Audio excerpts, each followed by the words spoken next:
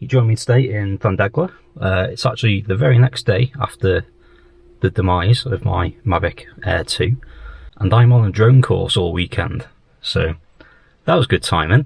I'm here with a fellow called Chris, who runs a company called Eastwood Media. He knows what he's doing with drones. He's the guy that DJI get in touch with to film the World Rally Championship and stuff like that, so yeah, he knows his stuff. Luckily, they've got a few drones extra, which I can use, which is handy. So yeah, we're going to do this course, see what we learn.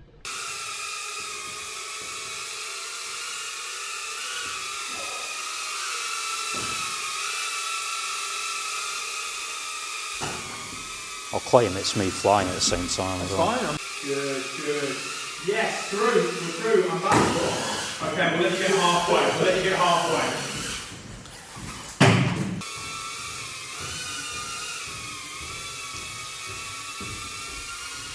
As soon as you tip it up, it's already falling out of the sky. So really what you're doing is, if I were to kind of do the slow motion, you're almost going like that forwards, yeah, you're almost doing that motion, just I give positive pressure, get the drone up, gently push it away from you, to about there. Push a little further up, like what you see there. You take off to there, you go forward, yeah, that's it, yeah, forward. I have no control on the drone, and maybe within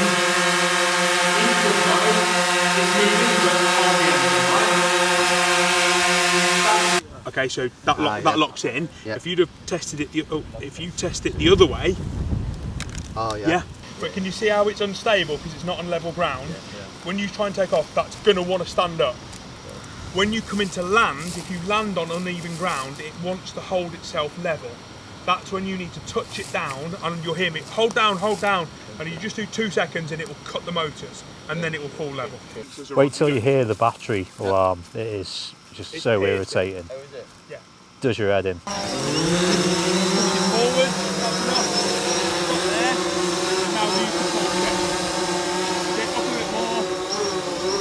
That's it. That is your position. That's where you take off to. That's where you land from. So do your checks. Make sure you've got control. Make sure it goes where you want it to. Dan, fly your drone to that cone there. Ryan, fly your drone to that cone there. Do not rotate the drone.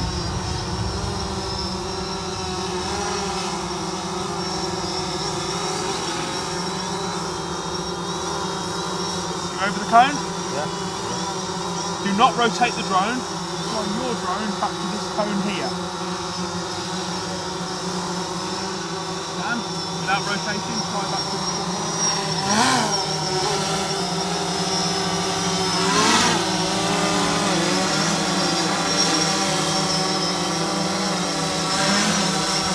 Bring it to land when you're ready. It's horrible when that's going on. And then she did some like, I'm going to film the home or something, I'll check the box. Just land, you're ready to go. Same again, just when it starts to go, go. That's it. If I pinch push, all I've got to do is set the speed. I can just hold it now. That drone is going at exactly the right speed that I need it to go at, and I can turn around and talk to you. And I'm not getting fatigue in my thumb because I'm holding it on top. Took a long turn, it's only 3 hours down. Slow down a little bit as well. See there, height 31, you can go to 50. Trees in Wales tend to be no more than 35 metres high. Day one complete.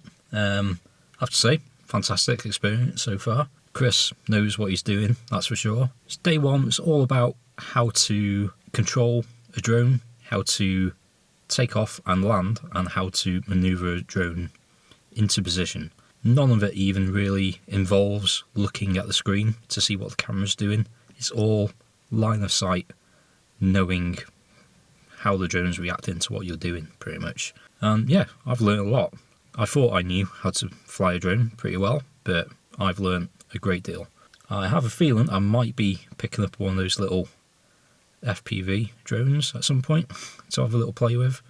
They are super hard to control. It takes a lot of practice, but yeah, it's good fun. So I'm going to head home for some dinner, and then we'll pick up tomorrow.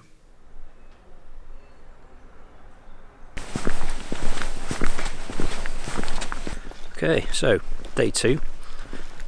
Today we're really looking more at camera movements and actually capturing video and photo. So I believe we're heading into this field here. Loads of space, a couple of trees to practice some arcs and orbits, that sort of stuff. Yeah, should be good.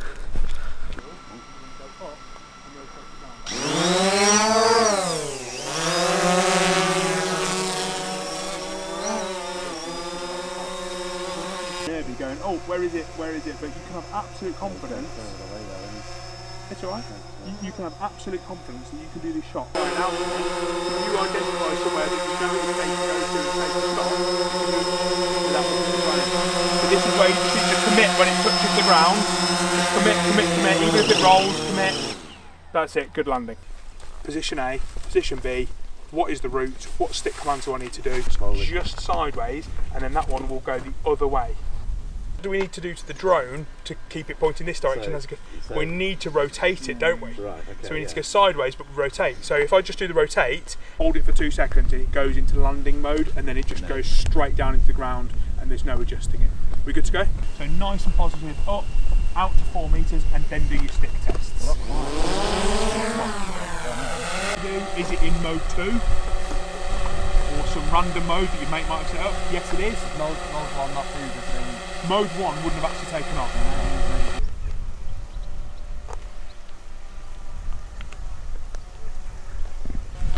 So what are we doing? Whatever you like. You're just trying it out.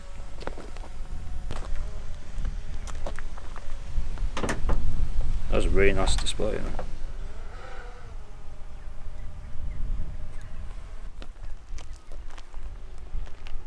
When you're ready, just bring it back into land and just pay attention as Ben does land it about the way that it lands differently.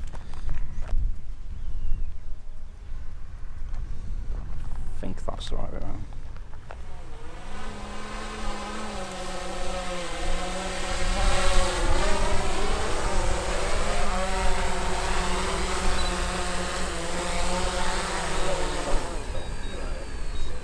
Drag your stick straight up, don't fly into me, straight up.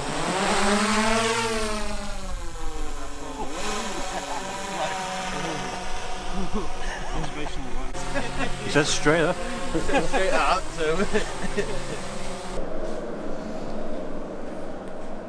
Oh, there's no bows on them today. There's what? There's no bows on them today. 2 clockwise motors, 2 anti-clockwise motors.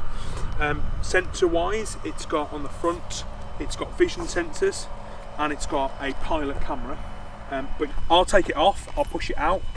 You can have a look at how it works, you just have a look at the flight character. Drag the sticks, you can hear it spin up. Same again, I push it forward, it's automatically lifted those legs. Sometimes it's on, sometimes it's off. The car's coming in from the left, we let it almost get in position.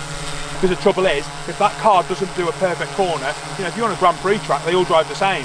The rally drivers don't. One of them might go a bit too fast, overcook it. If we plan for them to go down the middle and they go wide, we're going to fly straight into them.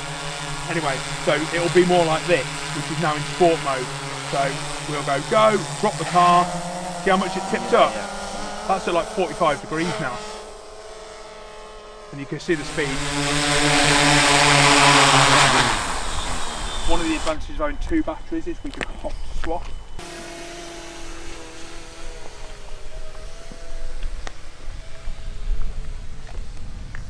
I could be a filmer, couldn't I? Consider it as a profession, I would, if I were you. Too many YouTubers. Bring it in close and slow.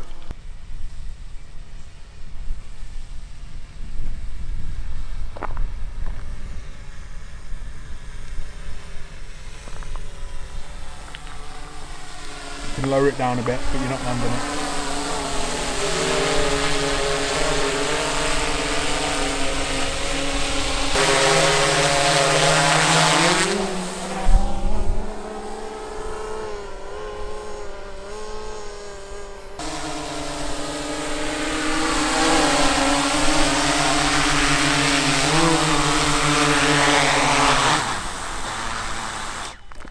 So, a couple of days later, yeah, that was great fun.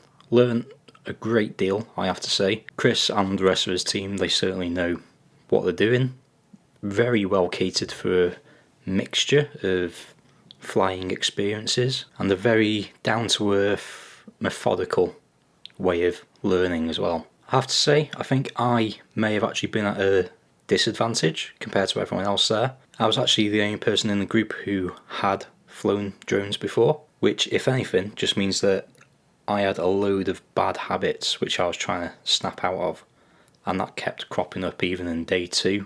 I still kept trying to bring the drone back to me, facing at me. So yeah, I wasn't really vlogging all that much just because I was there to learn as much as anything, and I don't really want to be disturbing anyone else. So I tried to keep talking to camera like to my own little like private breaks and whatnot, but otherwise it was a great time. So yeah, if you are thinking of taking your drone piloting a little more seriously, I would fully recommend going to Eastwood Media. They're based just up the road from here in Llandegla, North Wales. They're the guys who cover like the World Rally Championship, Goodwood Festival of Speed, all sorts of adventure filmmaking, cars, all sorts. Or if you're just wanting to learn to fly for yourself, you've never flown before, rock up to a course, whether you have a drone or not, whether you've flown before or not, and you can learn from scratch before ever splashing your money out